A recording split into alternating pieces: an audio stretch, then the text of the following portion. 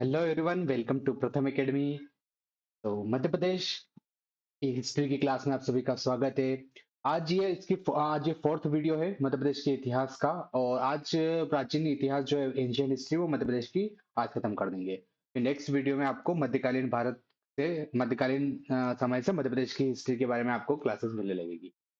तो जैसा कि हमने शुरू किया है असिस्टेंट प्रोफेसर पेपर वन के लिए एमपीजीके की क्लास। पर ये जो है सिर्फ असिस्टेंट प्रोफेसर एग्जाम के लिए ही इसके लिए तो इम्पोर्टेंट है ही सही, साथ साथ अगर आप एमपीपीएससी प्रीलिम्स की तैयारी कर रहे हैं, अगर आप एफएसओ एग्जाम की तैयारी कर रहे हैं, एसआई एग्जाम की तैयारी कर रहे हैं, तो सारी एग्जाम के लिए ये क्लासेस बहुत ही महत्वपूर्ण होने वाली है। क्योंकि एमपीजीके का जितना भी कंटेंट है, जो जो जहां जहां से क्वेश्चंस आते हैं, वहां से आपको इन क्लासेस से पूरा कवर हो जाएगा। तो चलिए शुरू करते हैं। मेरा नाम है मयंक माहेश्वरी, और अगर आप चैनल पर नए हैं तो चैनल को सब्सक्राइब कर लीजिए। तो शुरू करते हैं।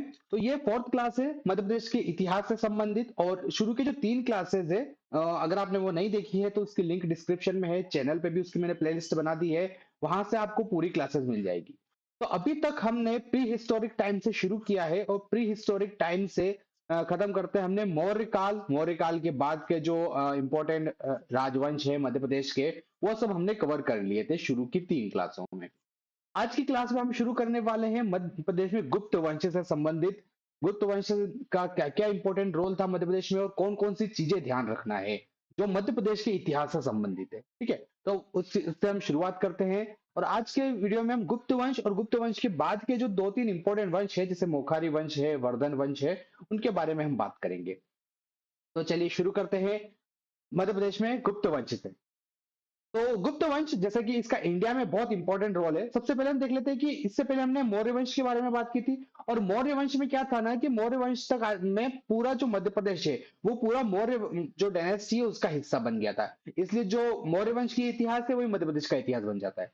फिर मौर्य वंश के बाद हमने क्या देखा कि बहुत सारे जो मध्य प्रदेश के एरियाज है, उसमें छोटे छोटे से राजवंश बन जाते हैं। जैसे औलिकर वंश है, ठीक है, कर्दमक वंश है, कुषाण वंश का भी थोड़ा एरिया आ जाता है, परिव्रजक वंश है, वो सारे हमने पिछले वीडियो में कवर किए थे। तो इस तरीके से छोटे छोटे से वंश बन जाते हैं। नागवंश भी है।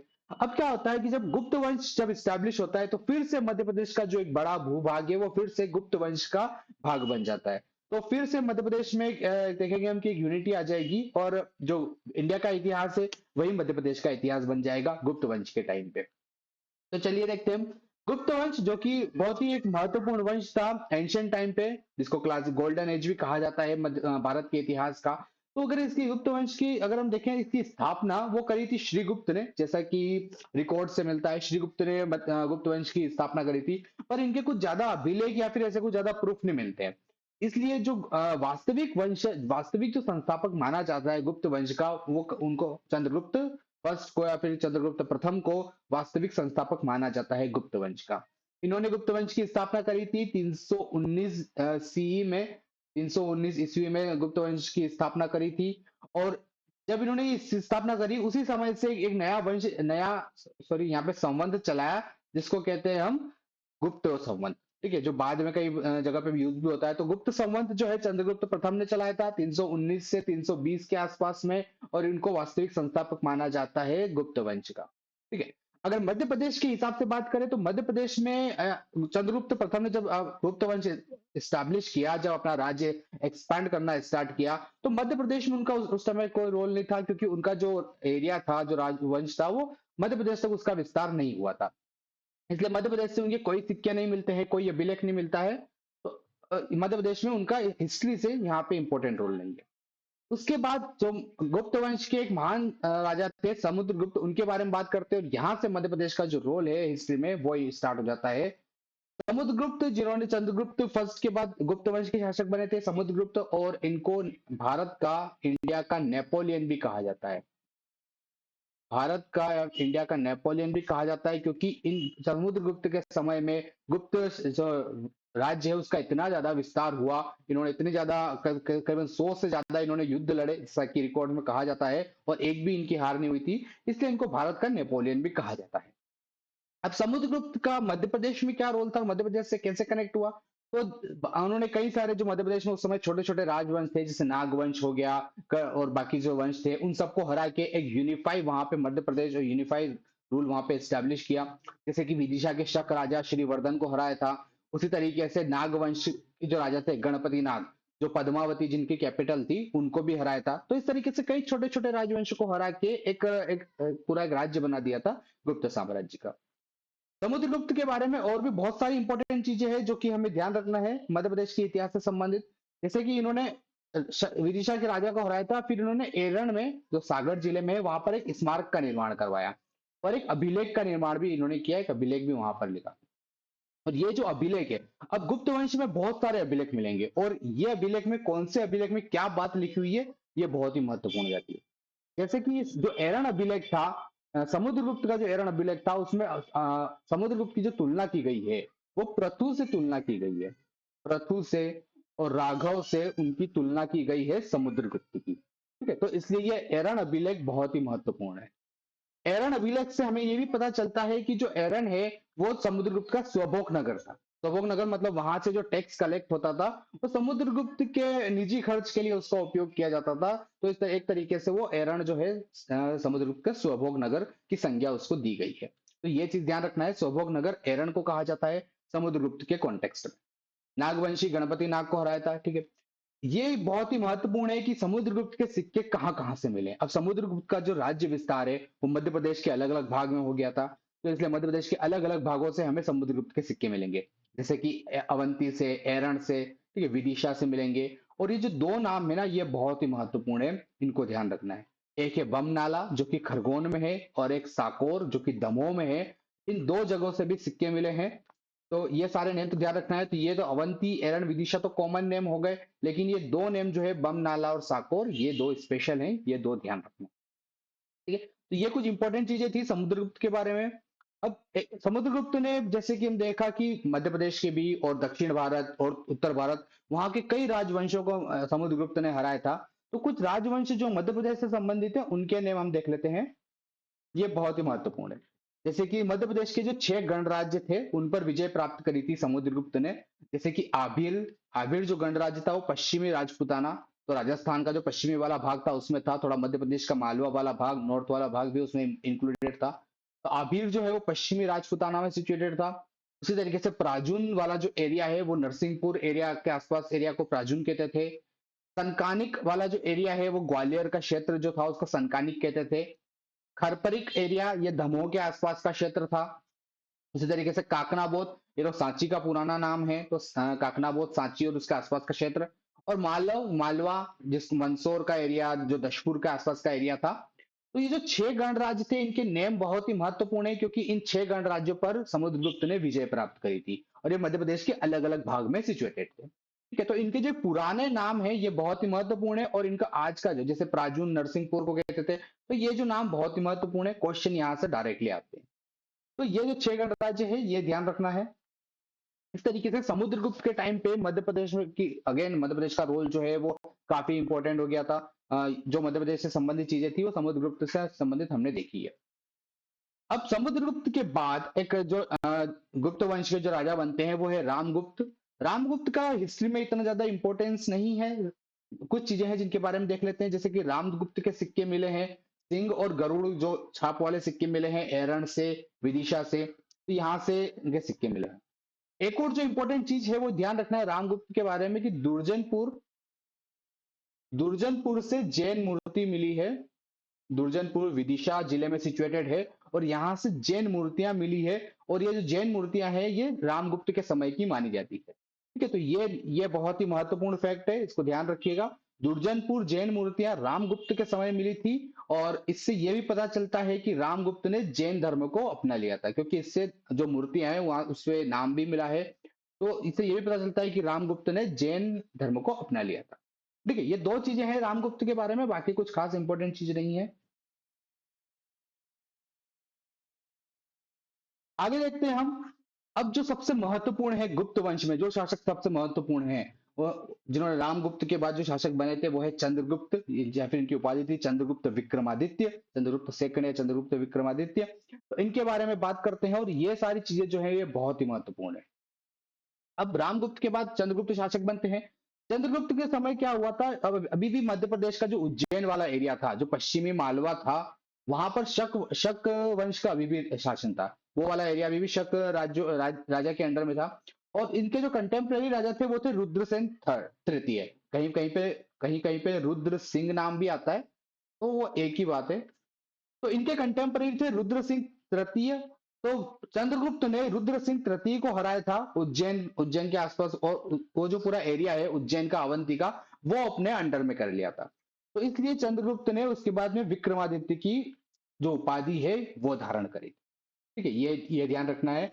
जो राजा था उसका नाम ध्यान रखना है, रुद्रसेन तृतीय, उनको हराया था और उसके बाद विक्रमादित्य की उपाधि धारण करी थी चंद्रगुप्त विक्रमादित्य ने। और इससे रिलेटेड एक और फैक्ट बहुत इंपॉर्टेंट है कि जब रुद्रसेन तृतीय को हराया तो उसके बाद चंद्रगुप्त ने एक सिक्के चलाए थे जिनको बोलते हैं व्याघ्र तरीके के सिक्के होते थे, जिन पे व्याघ्र बना होता था, शेर बना होता था, और ये सिक्के चांदी के बने होते थे। ठीक है, ये क्वेश्चन आ चुका है।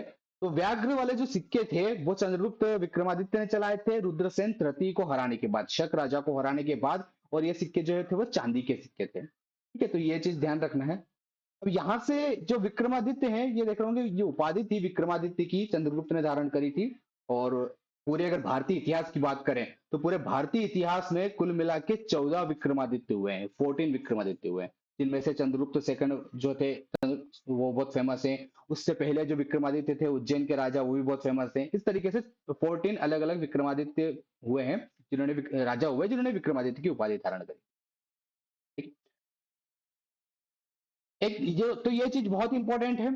सेकंड चीज, चंद्रगुप्त के समय पे जो चीनी यात्री है फायान, वो भारत आया था। उसने भारत के अलग अलग जगह पे भ्रमण किया, भारत के बारे में कई सारी उन्होंने बातें बताई थी।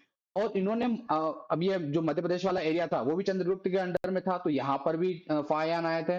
और इन्होंने एक इंपॉर्टेंट फैक्ट ये ध्यान रखना है कि इन्होंने जो मालवा की जलवायु है, जो मालवा का क्लाइमेट है, उसको विश्व की सर्वश्रेष्ठ जलवायु कहा था। ठीक है, ये बहुत ही इंपॉर्टेंट फैक्ट है। मालवा की जो जलवायु थी उसको विश्व की सर्वश्रेष्ठ जलवायु कहा था फायान ने, और ये चंद्रगुप्त सेकंड विक्रमादित्य के समय पे आए थे। तो ये कुछ इंपॉर्टेंट चीजें थी जो कि मध्य प्रदेश के इतिहास से संबंधित है। अब चंद्रगुप्त के समय में कई सारे अभिलेख भी लिखे गए थे, और इन अभिलेखों में क्या क्या चीजें मेंशन है वो चीजें बहुत इंपॉर्टेंट है, वो चीजें हमें ध्यान रखना है। चंद्रगुप्त सेकंड के समय का जो बहुत ही इंपॉर्टेंट अभिलेख है वो है उदयगिरी का अभिलेख। उदयगिरी की जो गुफाएं हैं वो विदिशा में सिचुएटेड है, और यहाँ पर करीबन 20 गुफाएं हैं। यहाँ पर करीबन 20 गुफाएं हैं, और ये जो गुफाएं हैं ये चंद्रगुप्त सेकंड विक्रमादित्य के टाइम पे बनी थी। और इन गुफाओं में कई सारे अभिलेख भी मिले हैं, जिनमें से एक अभिलेख है वीरसेन का। वीरसेन जो है ये चंद्रगुप्त के मंत्री थे, इनका इसमें अभिलेख मिला है। तो उदयगिरी के जो गुफाएं हैं वो चंद्रगुप्त विक्रमादित्य के समय की बनी है। 20 गुफाएं हैं। कुछ गुफाएं जो है वो शैव धर्म से संबंधित है, कुछ गुफाएं जैन धर्म से संबंधित थी, और कुछ गुफाएं जो है वो भगवान विष्णु से संबंधित भी। तो ये चीजें ध्यान रखना है। उसके बाद सांची अभिलेख, ये भी चंद्रगुप्त विक्रमादित्य के समय का है। चंद्रगुप्त के एक और मंत्री थे आर्म करदर्व, उन्होंने सांची का जो महाविहार था उसको दान दिया था। तो इस बात का जो प्रूफ है, इस बात का जो अभिलेख है वो सांची अभिलेख में मिलता है, दान देने का उल्लेख किया था। ठीक है, प्रवर सेन ये वाकाटक रूलर थे, जो कि चंद्रगुप्त के कंटेम्पररी थे, और इनका एक चमक अभिलेख है।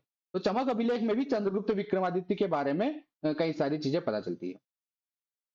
तो ये कुछ इंपॉर्टेंट चीजें थी, ये कुछ इंपॉर्टेंट अभिलेख हैं चंद्रगुप्त सेकंड विक्रमादित्य के समय के, जो कि मध्य प्रदेश के इतिहास से संबंधित है। ठीक है, और ये बहुत ही महत्वपूर्ण है क्योंकि इन चीजों से क्वेश्चन डायरेक्टली आते हैं। आगे हम देखते हैं कि चंद्रगुप्त विक्रमादित्य एक और चीज के लिए बहुत ही फेमस थे, अपने दरबार में नवरत्नों के लिए। उनके दरबार में 9 अलग अलग स्कॉलर्स होते थे जो कि अलग अलग फील्ड से संबंधित थे, और उनके नेम बहुत ही इंपॉर्टेंट है। तो वो नेम हम देख लेते हैं एक बार, और वो कौन सी फील्ड से संबंधित है। ठीक है, वैसे तो अगर गुप्त वंश के बारे में पढ़ने जाएंगे तो बहुत सारी चीजें हैं, लेकिन हम वही चीजें पढ़ रहे हैं जो मध्य प्रदेश के इतिहास से संबंधित है, और क्वेश्चन इससे बाहर आके नहीं जाने वाले हैं। तो बहुत नवरत्न में जो महत्वपूर्ण नवरत्न है उनके बारे में देखते हैं। फर्स्ट है जैसे हैं कालिदास, ये महाकवि थे, इन्होंने संस्कृत में कई सारे ग्रंथों की रचना करी है। अमर सिंह ये भी साहित्यकार थे जिन्होंने एक बुक लिखी है अमर कोश। उसके बाद शपनक ये न्यायविद थे, दर्शन शास्त्री थे। वेताल भट्ट ये नीतिकार थे। धनवंतरी ये चिकित्सक थे। वरुचि ये व्याकरणाचार्य थे, इन्होंने व्याकरण के ऊपर बुक लिखी है। गटकर पर ये भी कवि थे। वराहमिहिर वराहमिहिर जो है एक अंतरिक्ष विज्ञानी थे, एस्ट्रोलॉजर थे। विज्ञान के ऊपर, गणित के ऊपर इन्होंने कई सारी किताबें लिखी हैं, एस्ट्रोलॉजी के ऊपर। और शंकु ये शिक्षा शास्त्र थे। तो ये जो नवरत्नों के नेम है ये बहुत महत्वपूर्ण है। इन नवरत्नों के नेम ध्यान रखना है, और कौन से जो कवि थे या फिर स्कॉलर हैं वो किस फील्ड से संबंधित है, ये चीज ध्यान रखना है, क्योंकि यहाँ से क्वेश्चंस आते हैं।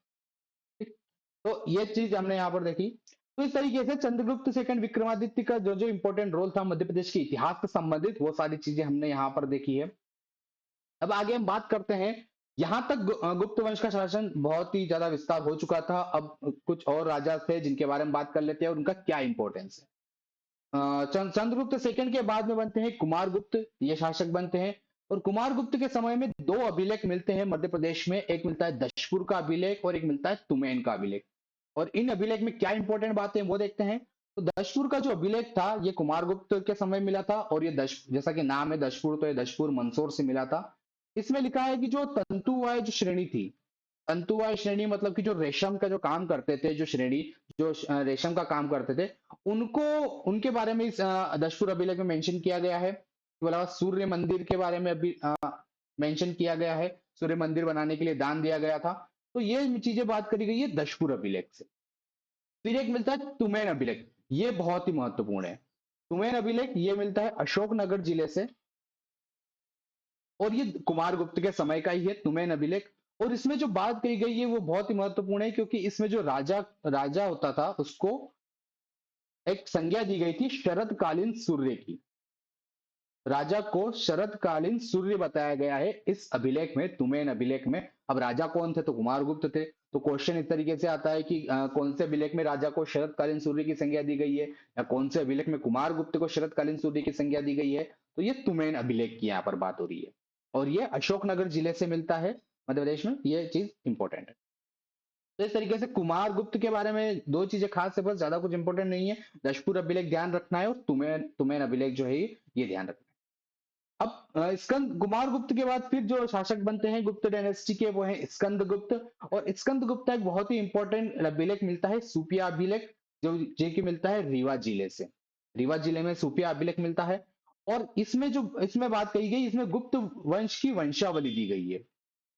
मतलब कि कहाँ से गुप्त वंश शुरू हुआ, वो पूरी वंशावली दी गई है। तो गुप्त वंश की जो वंशावली है, जो राजाओं के नाम है, वो मिलते हैं सुपिया अभिलेख से रीवा जिले में। और ये स्कंदगुप्त के समय का अभिलेख। इस सूफी अभिलेख की एक और बहुत इंपॉर्टेंट बात थी कि इसमें जो, जैसे अभी हमने देखा था कि गुप्त वंश की स्थापना जो है श्रीगुप्त ने करी थी, जैसा कि अलग अलग रिकॉर्ड से मिलता है। लेकिन जो सूफिया अभिलेख है उसके अकॉर्डिंग गुप्त वंश की स्थापना घटोत्कच जो राजा थे उन्होंने करी थी। ठीक है, उस घटोत्कच के बाद फिर चंद्रगुप्त जो प्रथम है वो राजा बनते हैं। तो ये सूफिया अभिलेख जो है ये बहुत ही महत्वपूर्ण है, स्कंदगुप्त के समय का है। और यहाँ इससे गुप्त वंश की जो वंशावली है वो प्राप्त होती है। ठीक है। उसके बाद फिर जो राजा बनते हैं वो है भानुगुप्त। भानुगुप्त जो थे, अब इस समय क्या होता है ना कि स्कंदगुप्त के समय में हूणों का आक्रमण होना शुरू हो जाता है। हूण जो थे वो एक सेंट्रल एशिया की ट्राइब थी, उन्होंने भारत पे आक्रमण किया था। तो स्कंदगुप्त के समय हूण जो है वो भारत पे आक्रमण करने लगते हैं। स्कंदगुप्त के साथ उनका युद्ध भी होता है, और अल्टीमेटली स्कंदगुप्त जो है उनको हरा देते हैं। ठीक है, लेकिन स्कंदगुप्त के बाद जो हूण है उनकी शक्ति फिर से बढ़ जाती है। फिर जो, और जैसे जैसे हूणों की शक्ति बढ़ती है, गुप्तों की जो पावर है वो कम होती जाती है। अब भानुगुप्त के समय तक आते आते जो गुप्त साम्राज्य है वो बहुत कम हो जाता है। भानुगुप्त के समय का एक इंपॉर्टेंट अभिलेख मिलता है एरन अभिलेख। ठीक है, जैसे एरन अभिलेख हमने समुद्रगुप्त के समय में भी देखा था। एक और अभिलेख जो एरन का वो मिलता है भानुगुप्त के समय में। और इसमें जो बात लिखी गई है वो सती प्रथा से संबंधित है ये। और सती प्रथा से संबंधित भारत में पहला जो प्रूफ है वो माना जाता है एरन अभिलेख को, सागर जिले में है। इसमें एक्चुअली क्या हुआ था, इसमें लिखा हुआ था भानुगुप्त के जो मंत्री थे गोपराज, तो हूणों के साथ युद्ध करते हुए गोपराज की मृत्यु हो गई थी। और फिर गोपराज की जो पत्नी थी उनके सती होने का यहाँ पर प्रूफ मिलता है इस अभिलेख में, एरन अभिलेख में। तो सती प्रथा से संबंधित ये अभिलेख है। सती प्रथा का भारत में पहला साक्ष्य है, पहला प्रूफ है एरन अभिलेख। ठीक है, तो इस तरीके से जैसे जैसे अब हूणों की जो ताकत है वो बहुत ज्यादा बढ़ती जाती है, और गुप्तों की जो ताकत है वो बहुत कम होती जाएगी यहाँ पर। तो अब थोड़ा सा बात हम हूणों के बारे में कर लेते हैं। हूण कौन थे? हूण जो थे, जो सेंट्रल एशिया से आए थे। अब उनका मध्य प्रदेश में क्या रोल था, मध्य प्रदेश के इतिहास से कैसे संबंधित है वो, तो उन्होंने सबसे पहले स्कंदगुप्त के समय पे अटैक किया था, पर स्कंदगुप्त ने उनको हरा दिया था। अब स्कंदगुप्त के बाद फिर जो है वो अपनी पावर को बढ़ाते हैं। तो एक बहुत ही इंपॉर्टेंट शासक है हुण के, जिनका नाम है तोरमन। तोरमन भी आता है कहीं पे, तोरमन भी आता है। तो तोरमन के बारे में ध्यान रखना है, क्योंकि तोरमन के समय पे हुणों ने अपनी जो ताकत है उसको मध्य प्रदेश तक विस्तार कर लिया था। और तोरमन का जो एक अभिलेख मिलता है वो अगेन एरण से मिलता है। ठीक है, एरण से बहुत सारे अभिलेख मिले हैं। तो जो तोरमन का अभिलेख है वो भी एरण से मिलता है। और इस एरण के अभिलेख में महाराजाधिराज ऐसी उपाधि दी गई है तोरमन को।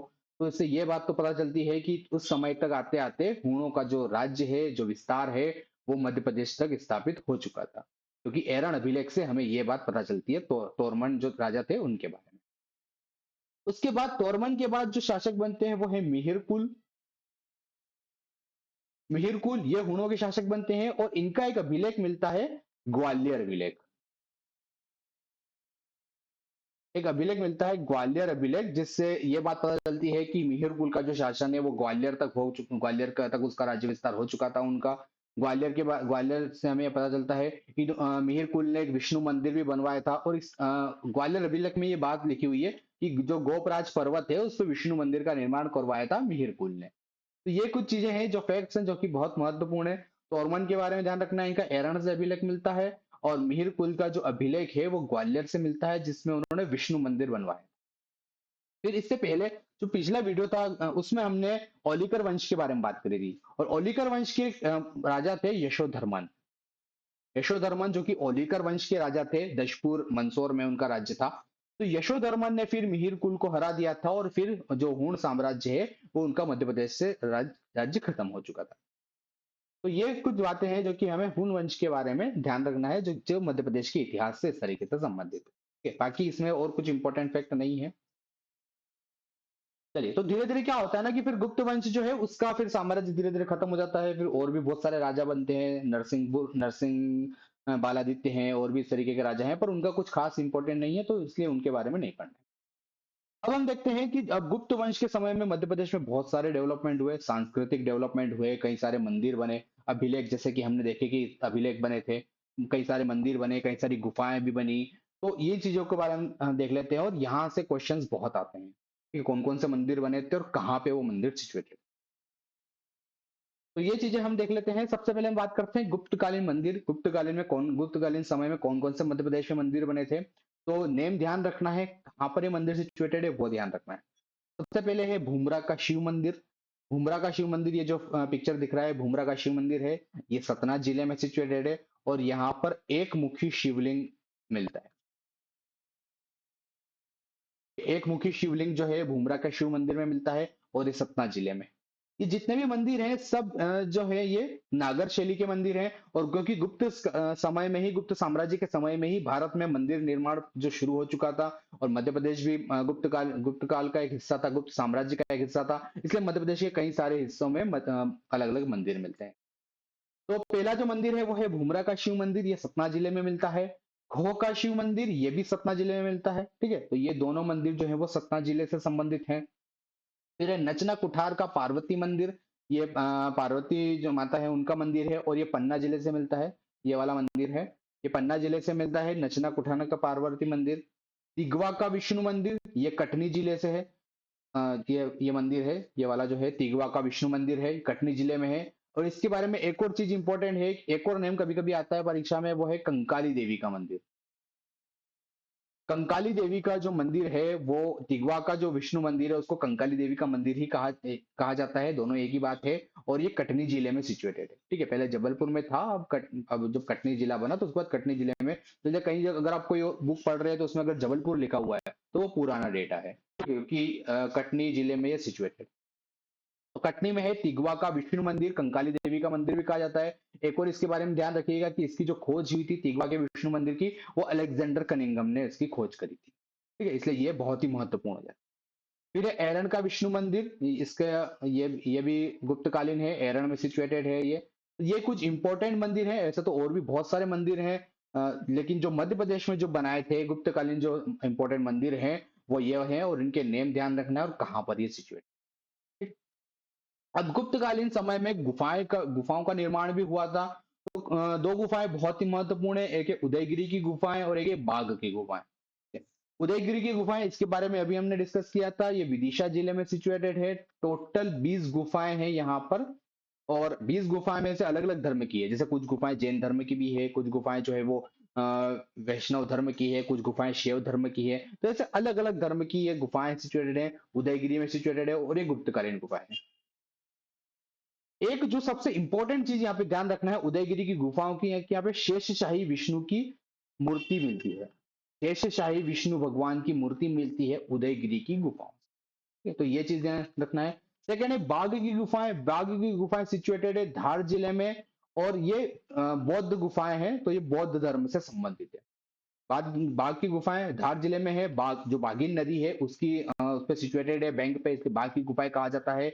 और ये बौद्ध धर्म से संबंधित है। टोटल यहाँ पर 9 गुफाएं थी, लेकिन अब जो है वो 5 गुफाएं बची हुई। और इसमें से जो गुफा नंबर 4 है वो बहुत ही महत्वपूर्ण है। जो गुफा नंबर 4 है वो बहुत ही महत्वपूर्ण है, क्योंकि ये जो गुफा नंबर 4 है इसको रंग महल भी कहा जाता है। ये क्वेश्चन रिसेंटली आया था, अभी जो प्रीलिम्स का एग्जाम हुआ था 2025 वाला। तो जो गुफा नंबर 4 है उसको रंग महल की गुफा, रंग महल भी कहा जाता है, क्योंकि वहां उसमें बहुत सारी पेंटिंग्स मिली है। जैसे अजंता एलोरा की गुफाओं की पेंटिंग फेमस है, तो उसी तरीके से बाघ की गुफाएं भी उसी टाइम पीरियड की है, और बाघ की गुफाओं की पेंटिंग्स भी बहुत फेमस है। और ये सारी जो गुफाएं हैं वो बौद्ध धर्म से संबंधित। ठीक है, तो ये कुछ इंपॉर्टेंट फैक्ट है गुप्तकालीन मंदिर के बारे में और गुप्तकालीन गुफाओं के बारे में। यहाँ से क्वेश्चन आते हैं। चलिए आगे हम देखते हैं। तो ये कुछ चीजें थी गुप्त वंश से संबंधित, जहां जहां से क्वेश्चंस आते हैं। आप इससे जो, अगर आप क्लास देखते देखते नोट्स भी बना सकते हो, और वहां से आप रिवाइज करेंगे तो आपका पूरा जो पोर्शन है वो कवर हो जाएगा। इसके अलावा आपको कुछ और पढ़ने की इसमें नीड नहीं है। तो इस तरीके से गुप्त वंश का बहुत इंपॉर्टेंट रोल। अब गुप्त वंश के बाद क्या होता है ना, कि फिर से मध्य प्रदेश में छोटे छोटे से राजवंश बन जाएंगे, क्योंकि गुप्त वंश जब डिक्लाइन होता है तो मध्य प्रदेश में कई सारे राजवंश का डेवलपमेंट हो जाएगा। तो उनके बारे में हम थोड़ी सी जानकारी ले लेते हैं, और कहाँ कहाँ से चीजें इंपॉर्टेंट है, कहाँ कहाँ से क्वेश्चन आते हैं, वही चीजें हम देखेंगे। सबसे पहले हम बात करते हैं मैत्रक वंश के बारे में। मैत्रक वंश ये सिचुएटेड था वालाबी में। वालाबी गुजरात में है।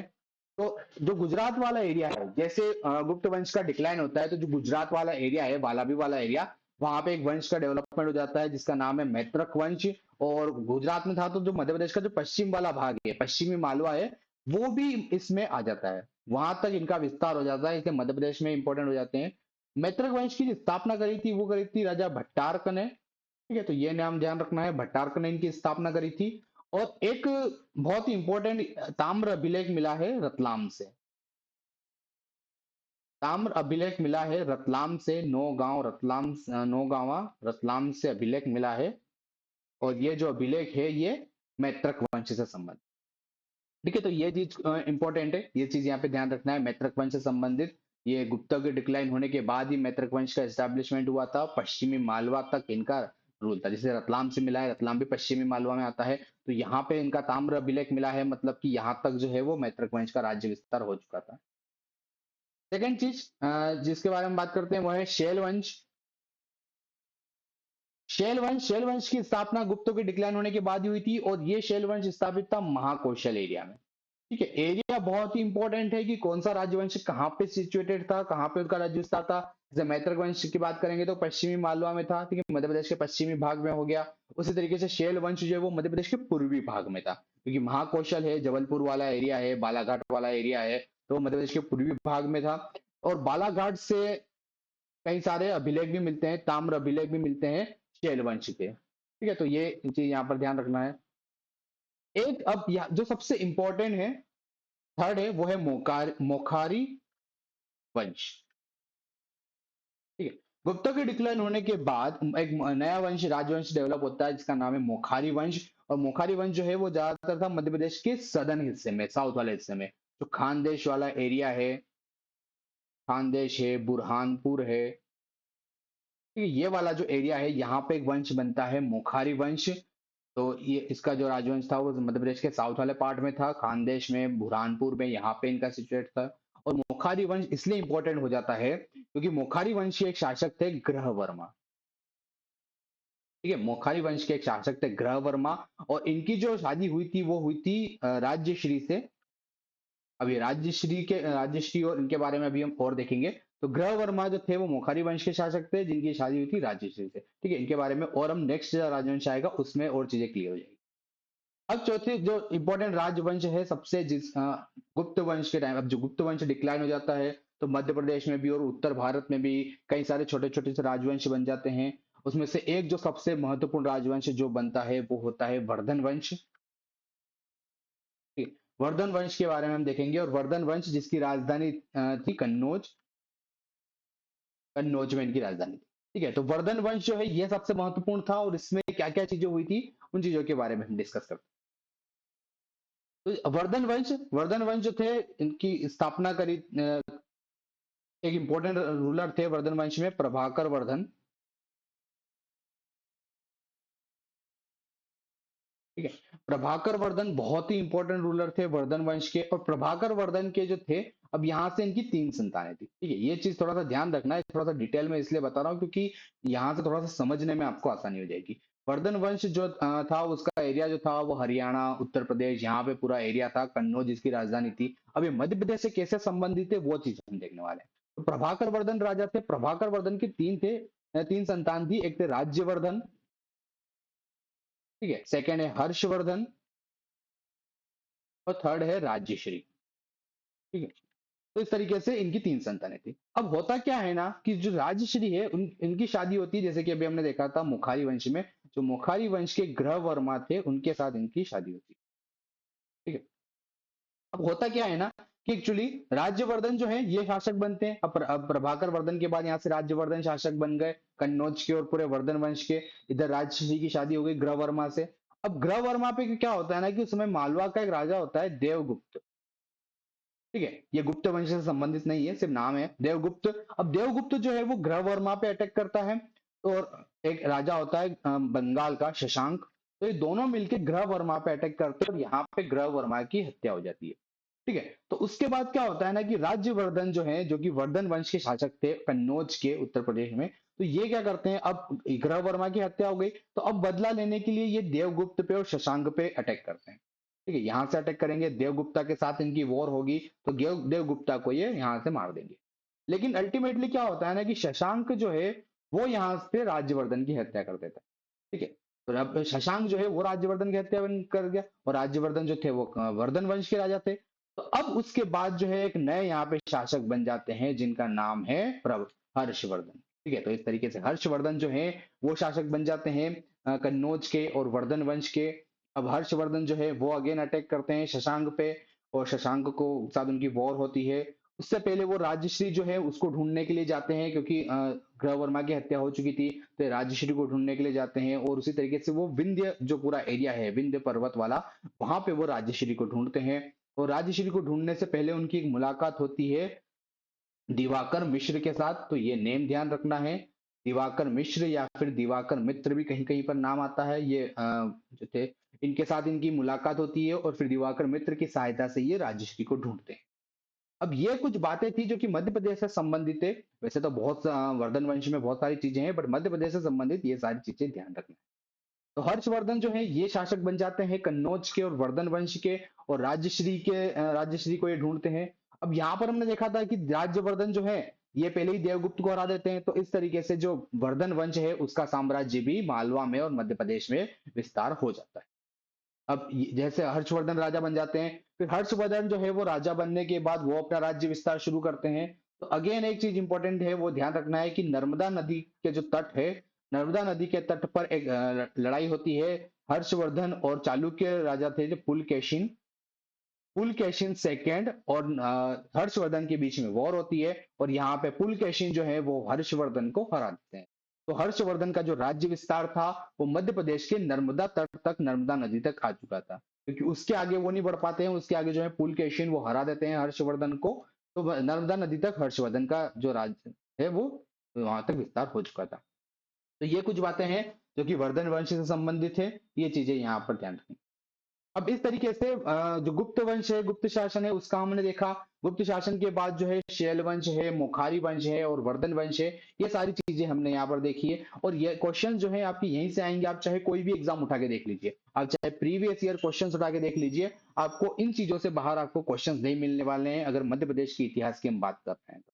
ठीक है, तो ये सारी चीजें हमने यहाँ पे कवर करी है। तो वर्धन वंश के साथ ही जो एंशियंट इंडिया है, जो प्राचीन भारत का इतिहास है और प्राचीन मध्य प्रदेश का इतिहास है, वो खत्म हो जाता है। यहाँ से अब आपका शुरू होगा मध्यकालीन मध्य प्रदेश। मध्यकालीन में अब हम कई सारे जो राजपूत वंश हैं उनके बारे में बात करेंगे, जैसे कि गुर्जर प्रतिहार वंश है, राष्ट्रकूट वंश है, परमार वंश है, वो सारी चीजें हम देखेंगे। और सबसे इंपॉर्टेंट जो मध्य प्रदेश के वंश थे उनके बारे में हम बात करेंगे।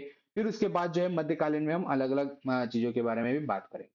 तो यहाँ से अब इस वीडियो के साथ आपका प्राचीन जो मध्य प्रदेश है उसका इतिहास खत्म हो चुका है। चलिए अब हम मिलते हैं नेक्स्ट वीडियो में, उसमें हम मध्यकालीन मध्य प्रदेश के बारे में बात करेंगे। Thank you.